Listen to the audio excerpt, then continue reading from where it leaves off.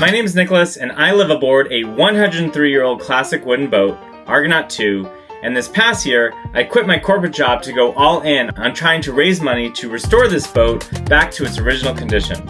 This past week, my friends Doran, Morgan, and I participated in a grueling 70-mile human-powered adventure race, and let me tell you, we had quite the adventure, from rogue waves to breakdowns, headwinds, opposing currents, and I can't wait to share it with you all. The race is 70 miles and starts from Tacoma, Washington, and makes its way all the way up to Port Townsend, and you have 48 hours to complete it. Now, anyone with a human-powered boat, whether it's a kayak, a canoe, stand-up paddleboard, or rowboat, you are eligible to participate. We did it for the fun, and also as a fundraiser for Argonaut, and the link is still live, which I'll put in the description. Our team name was Chap Stearns, and I'm going to bring you into the experience that we had, which was filled with laughs, hardship, blisters, he has a blister on every one. a little bit of delirium, but an overall really positive experience. Carbo load. And before I let you know whether we made it or not, I'm going to bring you to Port Townsend, where we had a pasta night before the race, before heading down to Tacoma. Here we are with all of our stuff. We might be one of the heavier boats in the race. What are these going to be used for? Our butts.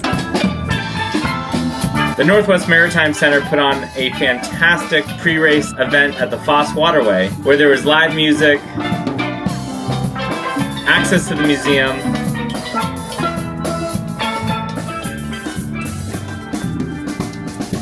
including some food vendors, which we suspect played into some of the hardship we faced the following day. Wow.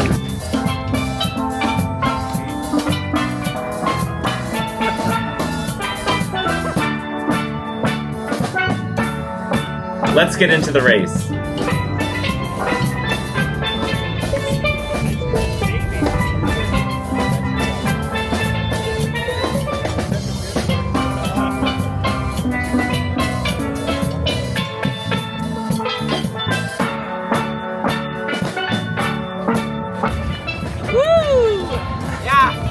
Doran, you ready? I'm ready, man. Everyone's creeping up to the start.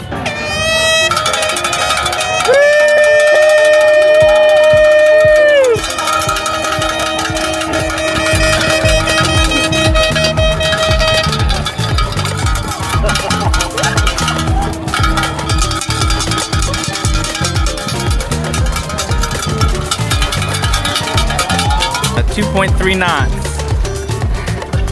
So you're telling us to pick it up? Oh, we'll get there when we get there, you know?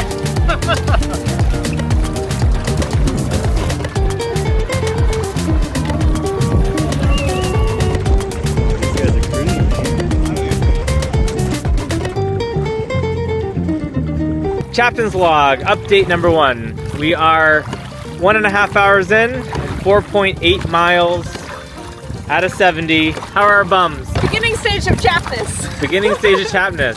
Oh boy. Doing very well, man. It's a beautiful night. Take a look at Mount Rainier back show there. them that. All right, we're gonna take a look at Mount Rainier. Mount Rainier's popping. Morale's still high. We got our first ferry encounter coming up. We're gonna do 1 degree to port. Coming up at our first checkpoint off of Owens Beach. Looking good. Morale's high. We got the Toot toot. We got the paddleboard crew behind us. Captain's log. Captain's log. Over and out. What is a chaptain, you might ask? We created the position of chaptain, who sits in the back seat to navigate, hand out snacks, make sure that they're hydrated and fed themselves, and to maintain crew morale. Start cutting around. Yeah, hard to starboard. Geraldine is awfully cute. All right, straight on. So morning. Here we go, team. Captain's log. 2 hours in, our first swap has taken place. What do we have ahead of us, boys? Phobos Passage. Vashon Island. Vashon Island. And a current to our rear. The wind's picked up. We have a little texture, as they say. Texture on the water. How are the bums? I got a fresh bump. I am on my second bump.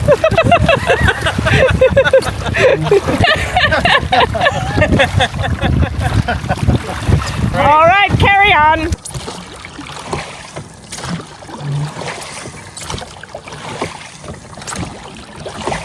Midnight, we are 5 hours in. We just came back from a lovely hour of Doran reading to us the strangest story ever told. I think that was wonderful. I think we're probably the only boat that's ever been read to on the 7048. We're about halfway up the Colvos Passage. We can see Blake Island from here. Got a few folks around us, or did for a little while. How's crew morale? Great. Sleepy. I'm eating some apricots. Our navigation light, there is bioluminescence in the water. Captain's log. Over and out. Wow. All right. Skill right there. Crew change. Midnight snacks, we had peanuts, apricots, now meat sticks. Do you want a meat stick, Doran? Sure. Can you pass this one back to Doran? 18.5 miles in on the northern side of Colvos Pass.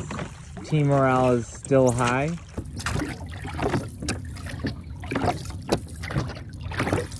A bunch of people camping off Blake Island. There's a ton of bioluminescence right now. We're gonna try to catch the little Z's. About to lose the moon. There's downtown Seattle. You're welcome. It's 2:30 in the morning. Good morning. Good morning. Captain's vlog. It is almost 4 a.m. and dawn is beginning to break far to the northeast. It's been a windy night. Not wind across the seas, but wind across the bowel of the boat. Baron Jaegers were perhaps a bad choice.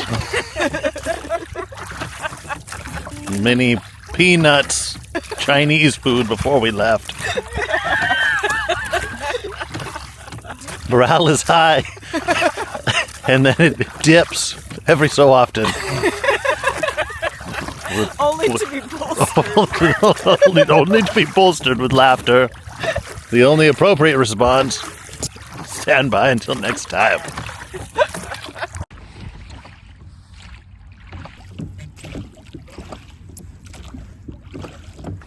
Captain's log, hour unknown, mile unknown, Dawn breaking. dawn breaking. Exquisite. Nick sleeping. Good night, Nick. Wow. What a morning. What a morning.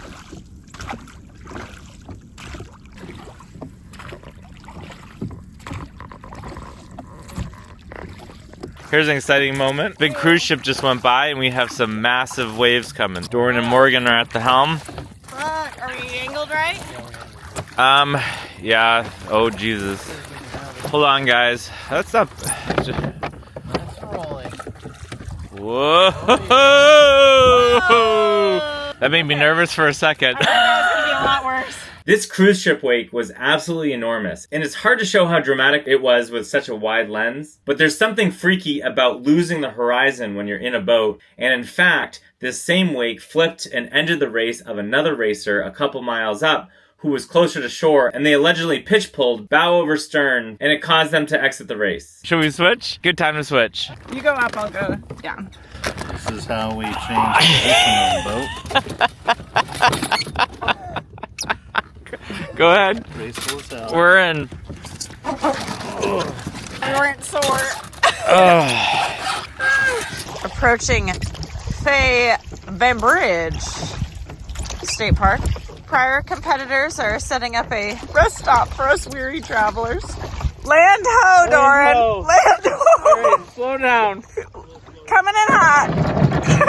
Oh, there's a new paint job. It's a good spot. How we doing, guys? Bright-eyed and bushy-tailed? At Fay Bainbridge State Park. Halfway to Port Townsend. Half alive. Half alive. Our asses are sore. How's the pickle? Start over. Oh my god. You want to bite? It's so good. The only planned stop that we made was at Fay Bainbridge State Park, where there's bathrooms, etc., which are much needed in a small boat like this. You're gonna see in a future video that I've been learning to make cocktails from a friend named Jamie of Fast Penny Spirits in Seattle. And to help us provision for the race, she shared with us some of her Americano Shakerados, which are espresso martini drinks in a can. They're pretty good and they are wicked caffeinated, so it's a good pick-me-up, whether you're trying to go out for the night or wake up in the morning. Okay, game on, Nicholas. We're gonna try this. Americano Shakerado. Breakfast espresso martini. I don't feel like it's inappropriate to have our first drink at 6 a.m. when we've been up all night. Yeah, time is relative. Here, you want a sip? It's my first 6 a.m. drink, I think, in my life. Desperate times. Desperate times.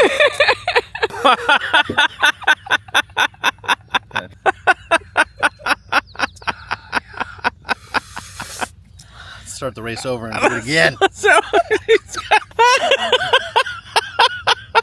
You okay? It's gonna go straight to your head. There's nothing there.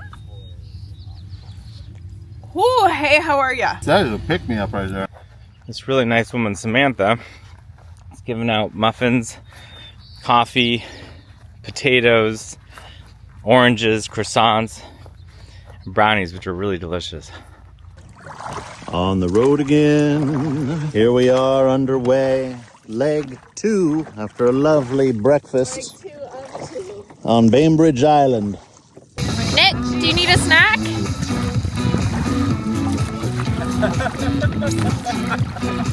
Yum! Doran, incoming! You get it? Vlog! Captain's log! It is approximately 10:30 in the morning. We have a brutal headwind, persistent, beguiling, Increasing. increasing. She has mightily slowed us down to 1+ knots. The boys fighting for their very life. Routing moving forward is unknown and up for discussion. We're heading to the beach. To the beach! Second stop on the trip, and so far we're 100%. 2 for 2, getting cookies everywhere we pull ashore. Thanks, Steve, for the cookies. From the captain's log, we've been reduced to walking, which is now faster than rowing. However, morale remains high, progress is being made, wind is building, and we'll get there when we get there. We are at Apple Cove, just past Kingston, rounding a point with a building breeze.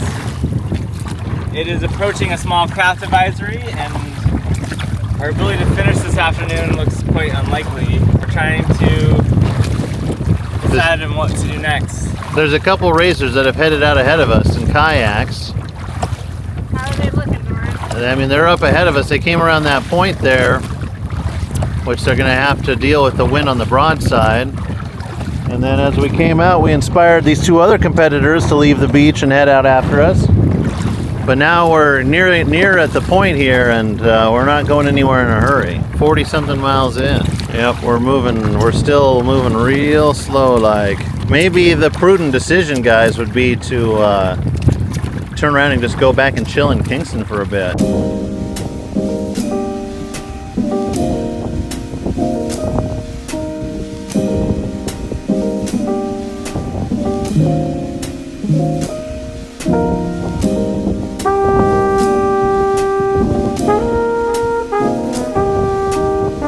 Totally bogged down by the 15 to 20 mile an hour headwinds and for the opposing tide, we made a stop on a beach in Kingston where we rested up and waited for the wind to die down. I am certain that we were the best fed crew along the race. Working. Captain's log. Captain's log. Marooned. But not without style. Charcuterie. Charcuterie. Spinach dip. A 30-hour tour is now turned into a 36-hour tour. We do have a nice selection of 4 different cheeses. Spinach artichoke chip and salami. That's a great stump, you guys. You have a blister on every one. I do. I really do. Even my blisters have blisters. Holy Captain's log update. We're moving again. We made ourselves arguably too comfortable on the beach that you see over my left shoulder, and had a nice respite. We are now emerging doubly blistered, but slightly more rested.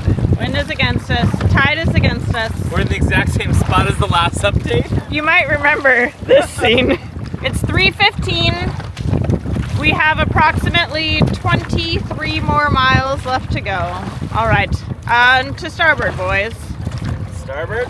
Captain's log over and out. Bad news, we are 55 miles and 22 hours into the race, and we just snapped an oar lock. We're down to one rowing station. Lost momentum because we're still slowly bucking the wind here. As we were pulling as hard as we could to fight the wind, we broke one of our oar locks, which set us back massively because we lost about a half knot to a full knot of speed, which wasn't enough to keep up with the wind that was against us. Captain's log, 6:30 p.m., day 2, 23 and 1/2 hours into the race. Doran, the mighty crafty gentleman that he is, has made a temporary solution with a hodgepodge of loose twine and rope that we salvaged. Come around point no point, a little bit later than originally anticipated. Beautiful evening, and looks like we might be spending another night out on the water. Thankfully, the winds seem to be calming somewhat, and current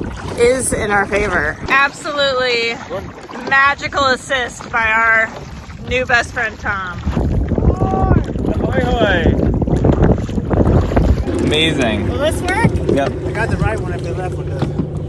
That does work, yeah. Oh, perfect. It will work. Lifesaver. Yeah. Hey, thank you so much. Lifesaver. Thank you so much. Thank you so much. Amazing. Thank you, Tom. Thank you, Tom. Thank you, Tom.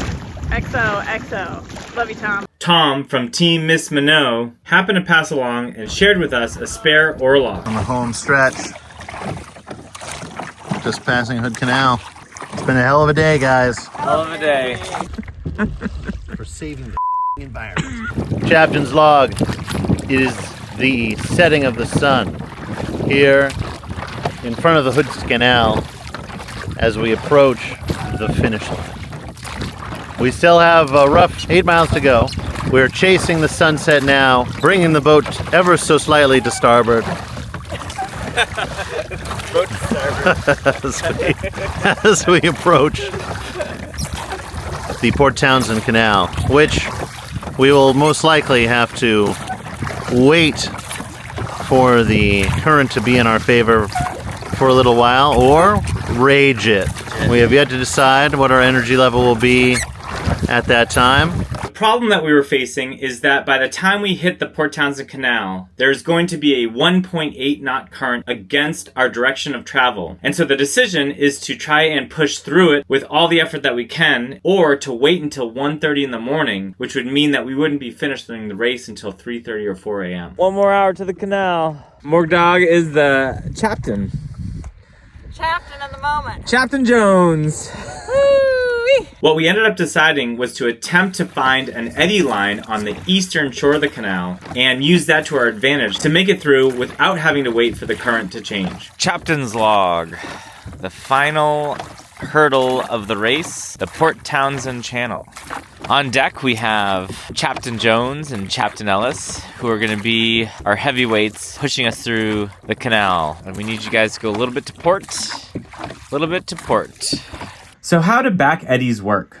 A back eddy is formed when there is a strong central flow on a main channel or river that is coming past a point that is sticking in to the main channel. Now this point is disrupting the flow of the water, and this main channel is creating a local low pressure, which is drawing water from the shallower edges of the canal along with it as it flows southbound. Now, to fill back that water, what is called a back eddy forms, where water that's not moving will actually flow in an opposing direction to backfill the water that's being sucked down the channel. And so to get through the Port Townsend Canal, we were able to take advantage of these back eddies by hugging close to the northeast shoreline, taking advantage of a large back eddy on the entrance of this canal, getting around this point at full speed to then enter enter a second, very long back eddy that occupied almost 2/3 of the canal, and we actually observed 2.5 to 3 knots and sometimes 3.2 knots northbound going against a 1.8 knot current. And for that reason, instead of taking about an hour and a half to 2 hours or more to go through that center channel, it only took us about 25 minutes,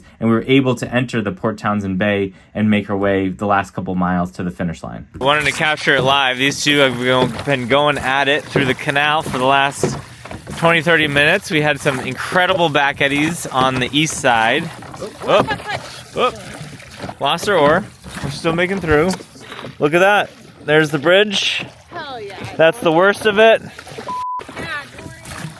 And it is just gonna get easier from here, all the way to Port Townsend.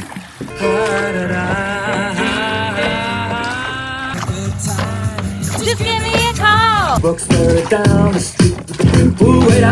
We are less than a half mile out. This will be the last Chapton log. And I think maybe the toughest state we've been in on the race. Morale's tough right now. Morgan, how we doing? Proud of what we've done. Doran, how we doing?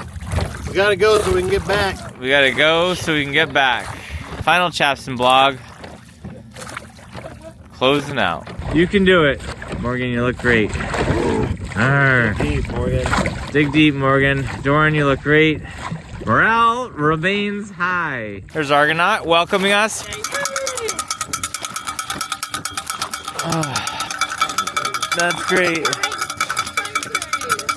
Wow, we got a greeting party of at least 4. Look at all these lovely people. Hey! Woo! 3 more good ones. Ready? 1, 2, 3.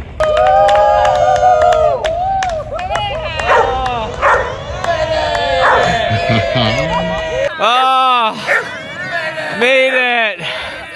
Woo! Wow, look at this welcome party, you guys. The boat. You gonna be land sick now? Oh my god. The next morning, we all woke up around 9 a.m. and drank some coffee on the back deck with the opportunity to cheer on other racers who were finishing at that time. And even though they never visited us during the race, we got a really fun flyby of the race boss and the media team who did a donut around Argonaut on their way south to Bainbridge at almost 48 knots.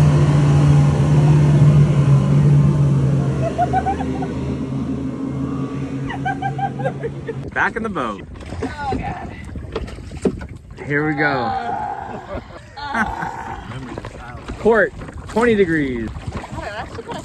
The final Chapton's log. We just finished up with the racer party, and they give you neckties if you complete the race. And if you don't complete the race, they will chop off the relative portion that you didn't complete. Officially, Team Chapsterns has completed their race. As a celebration, we are out drinking a glass of wine on a balcony. The Argonaut in the background over there. There it is. The Argonaut in the background. The last several miles were an exercise in masochism and brutality. Oh.